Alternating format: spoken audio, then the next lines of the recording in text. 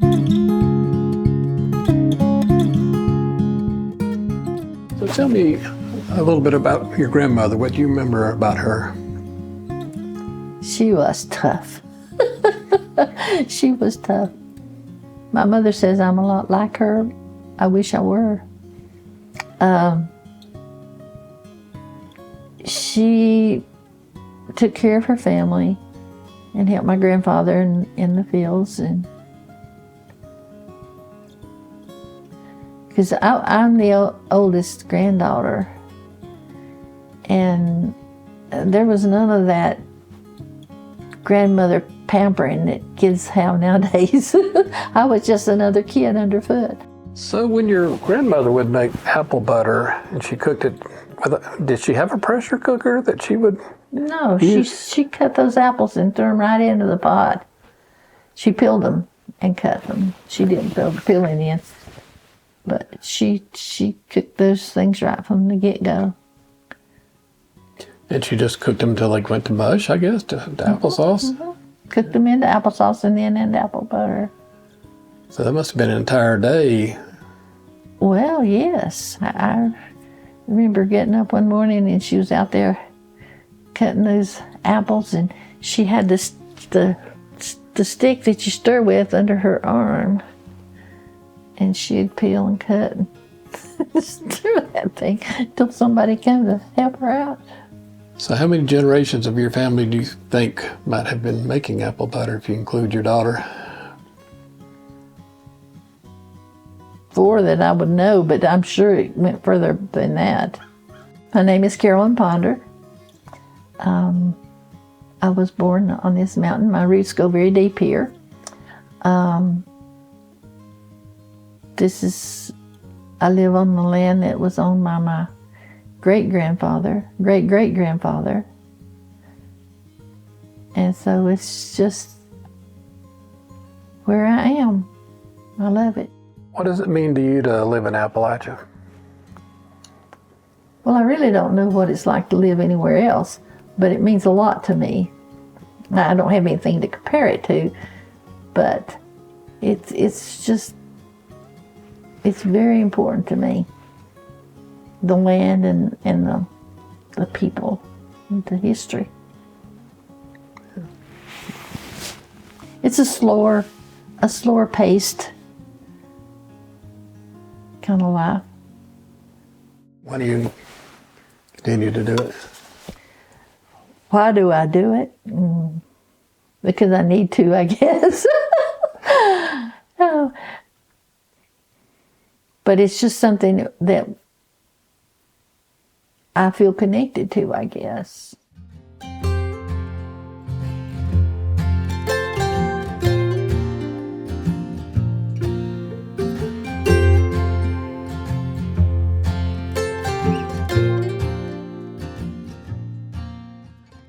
We begin the day by washing the apples in a little bit of bleach water and getting them ready for the folks to cut. And they begin to cut them in eighths and core them. And then when they finish coring them, we put them in salt water to kind of keep them from turning dark, because we can't cook them fast enough. And after we get several ready, we start to cook them with pressure cookers. We put them in the pressure cooker over the stove and pressure them until the pressure regulator, which is set on 10 pounds, starts to emit steam. And then we cool them in water and pour out the apples, and of course the peel too, and put them in a dish pan and carry them to the food mill, and put them through the food mill. And the food mill separates the peel from the apple, the sauce, and then we collect the applesauce and keep it until the next day. Were there a lot of orchards back in here? Did everybody kind of have some apple trees? Yes, they did. This farm here, I can remember growing up, there was lots of apple trees down there. There's one lone apple tree now there that my daughter, it's her rock. She doesn't want it cut down, but it's in pretty bad shape. It'll eventually fall, but it was covered up with all kinds of apples. I know my great-grandfather planted them, surely. Yeah. But we had all the apples we wanted. Even we had a little cellar-like place that we even put them in to keep them over winter. How were apples used on the mountain farm? Why was it important? Well, of course, it was a source of money for most of my ancestors and a source of food for all of the uses for an apple.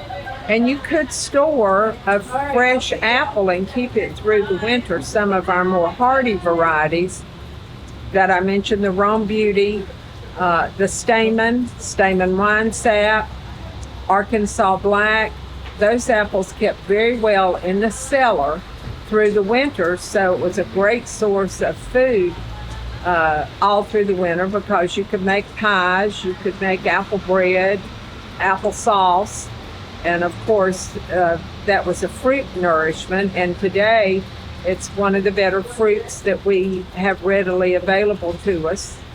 And it was just most important to have these apples on the farms, especially back several generations, because that was the only fruit basically that we had. Then we put the applesauce into big brass and copper pots. I'd say our largest copper pot would hold about 20 gallons. And build fire. We don't put all of the applesauce in at one time. We just put a little in and start to heat it. And then as it begins to get hotter, we add more applesauce until we get all the applesauce we want in that pot and start to cook it. And as the day goes on, we'll start adding sugar. And we add sugar until we think it's as sweet as we want it. We kind of have a gauge we go by, but we still taste it just to make sure.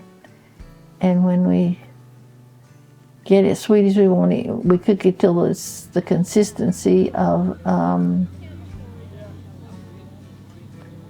a butter, not butter. People would say, well, you didn't put any butter in it. I say, it's not butter, it's the consistency is why it's called butter. Tell me about how you used apples kind of growing up. Well, being at my grandparents' house, and my grandmother always doing something with apples during the fall season, making the apple butter, making the apple sauce, canning, cooking fresh pies, fresh pots of applesauce. We use the applesauce at every meal, breakfast, lunch, and dinner. We would have applesauce, and of course that was served with a biscuit, a homemade biscuit, by the way. After we think it's the consistency we want it, we remove the fire, add a few drops of cinnamon oil, and then the folks get a ladle and ladle it into jars, and we seal it and set it up to cool. It usually takes overnight. You say that something has to be stirred constantly for yes, hours? Yes, it has to be stirred constantly. Yeah, for about 6 hours. So how long does someone stir before it's...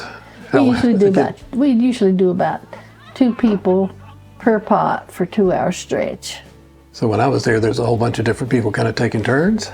Yes, yes. We have sign-up sheets actually for people to take turns. And then festival day, of course, we have people who are just curious and they want to stir, to say they've stirred it. Of course, I come from a farm family, and the generations back used the old copper kettle, but I was not around for those years. but we cooked it on the stove. We peeled the apples, and I'll show you a couple of the apple varieties that we found that we like. One of the popular ones now for eating and apple butter is the Honey Crisp.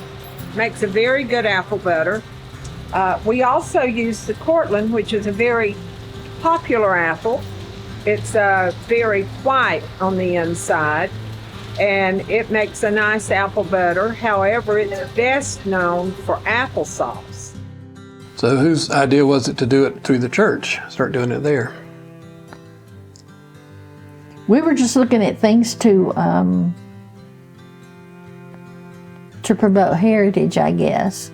And I can remember they carried a wood stove down and fired that thing up, and my grandmother made biscuits, my mom, on that wood stove outside. And it brought us together to build community within the church people and the community people too. I mean, it's just not all church people who come. We have people from the community who come and help out. Hey folks, Tim Barnwell here. I hope you're enjoying this episode of the Face of Appalachia. Did you know that over 90% of the people who watch our videos aren't subscribers? Subscribing is free, but it makes a huge difference. It helps us keep documenting and sharing these traditions and stories of Appalachian life. So if you like what you're seeing, please hit the like and subscribe buttons and turn on notifications so you don't miss the next story. Your support is what makes this work possible. Thanks for watching. So apples are still a big deal now, right? Oh yes, it's very important here in Henderson County. We're ranked 7th in the nation for the production of apples. So it's very important to our county for the amount of money that comes in here from our apple production. So we're very happy to have this in our county and have it so productive for us, for the economy. While the Apple Butter Festival in Mars Hill, North Carolina has that small town neighborly feel where folks gather to stir the pot, share stories, and enjoy fellowship, just down the road in Hendersonville, the North Carolina Apple Festival is a celebration on a much larger scale. Since 1947, it has drawn more than 250,000 people every Labor Day weekend. How long have you been coming to the fair? This will be our first year, and we're excited to be here. So, what made you decide to come this year? So we do a market every week, and this is the first year that we were able to get into the Apple Festival. So we're excited to be here and to sell our apples. We have a lot of wholesale apples, but this is a great opportunity for us to reach out to the community and do some retail. Both festivals honor the same truth. Apples are at the very heart of this region's identity. Growing apples has been part of our mountain culture since the beginning. Apples have fed families, supported farm incomes, and shaped the very character of our communities. So tell me, how long you've been coming to the festival? We've been up here about 32 years. So what do you look forward to every year? Well, it's always on Labor Day weekend, and it takes a few weeks to get ready for everything. We just usually try to get the apples picked and whatever we're going to bring up here, get it ready to go and set up on Thursday. We're here for the weekend, and it ends on Monday after the parade. It's just a lot of work, but it's very enjoyable. Love to enjoy meeting the people and interacting with. Whether it's a few dozen people gathered around a kettle in Madison County or thousands crowding Main Street in Hendersonville, both festivals celebrate more than just fruit. They remind us of the deep roots apples have in Appalachian life, roots that continue to nourish our culture, our economy, and our sense of who we are. So why do you think it's important that this tradition continue? Well, I really think it's important for this to continue, to have farmers. It's a source of food. Apples, of course, are very healthy for you. A good source of fiber, and as the saying goes, an apple a day keeps the doctor away. So do you think it's important for the younger generations to learn these kind of things like apple butter to carry these traditions on? Yes, I certainly do think it's most important. One thing, it's great to know your source of food. The other is learning to can and make items at home for food safety purposes. It's very important, and I think it's a great thing to teach children so that they will have this capability of making and storing things for their food sources. So what do you enjoy about the process, or why do you do it? Why do you continue to do it? Why do I do it? Because I need to, I guess. It's very important to me. The land and the people, and the history.